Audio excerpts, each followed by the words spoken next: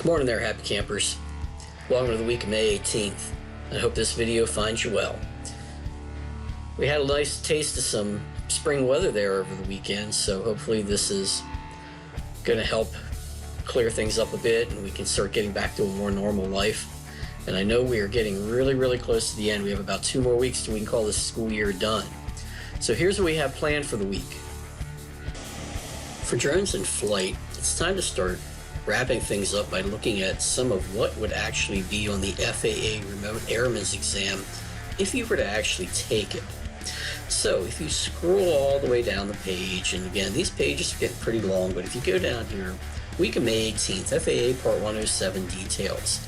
Just for the experience of what would actually be on this test if you decided to go get your Remote Airman certification, I found a sample quiz online and I would like you to take it.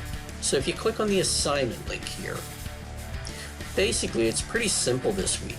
I just want you to click on this link here and it'll take you to a 60-question practice test. It's all multiple choice and you're thinking, wow, 60 questions, that's pretty long. Well, it's a sampling of everything that would be on the Remote Airman's exam. So if you click on that link,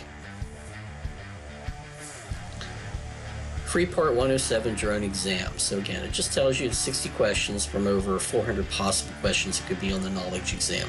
So show you one question at a time. It's multiple choice. It will show you the final answer if you got it right or not. Click your way through it. Some of them will actually have links to bring up an actual another tab with a map on it. You're going to have to do a little map reading with this as well.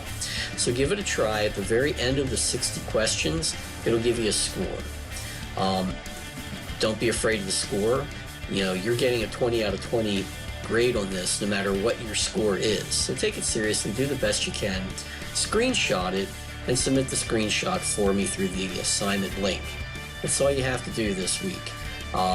Don't be embarrassed by a low score. I mean, I barely passed it once myself. So, you know, they allow you to miss 17 questions out of the 60.